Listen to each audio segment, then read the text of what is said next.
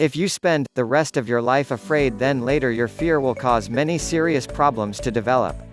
When one lacks self-control and mortality, it could take a tragic experience to reveal the weakness. Some mothers will teach their child to distrust the male counterparts.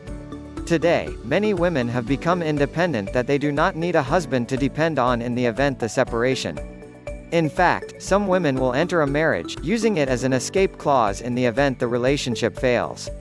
Some women carry a fear embedded in them by their father's ways of treating the mother. Some women fear that their mate will betray them. It often causes a woman to feel trapped in this situation.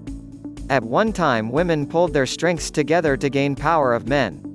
Due to these changes, relationships with men and women are ending quickly. Many women will devote most of their time with their mate, only to see it fail later by the reaction of her mate. Many women often find this devastating. It has led to many single-family homes. The results have warped children's faith in the male counterparts. It could very well be why so many of our youth resort to gayness. In fact, many children vow never to let anything like this happen to them again. Still, because many things are spoken and the same patterns are followed, it often reoccurs again. One must learn to guard his or her emotions. Otherwise, down the road you may end up in a counselor's office trying to save your sanity and marriage.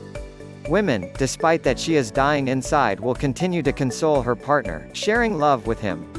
The base of the problem is soon discovered, whereas she starts to recognize her mistake was putting her trust in her mate. When one trusts another entirely, it causes them to fail short in their expectancies. These days there is a broad range of fear that develops from trusting men. One's hope and happiness suffers from the increasing stress that comes with the attempt to control the relationship. The best way to resolve the problem is to work through the fear so that you have freedom to develop the healthy self. Fear is either exaggerated or real. The best way to release fear is just let it go. Fear will cloud the window of one's mind. It causes this person to feel dread and distrust. Many people think of fear as a feminine emotion. Because of this misconception, many daughters are discouraged.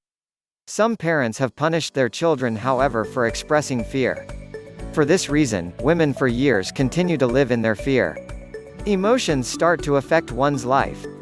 Emotional communication is our ability to release their true feelings to others. This emotion is naturally conveyed to those that are adjoining to your situation. Often those close to you will become aware of the reflection and isolation by recognizing the signs in one's body language, expressions and words. In order to heal the self, one must conquer his or her fears. We must express ourselves, rather than suppress our feelings. One can ask for support to live a healthier life. When one stops to think back, he or she will notice traits of his or her parents embedded into the self.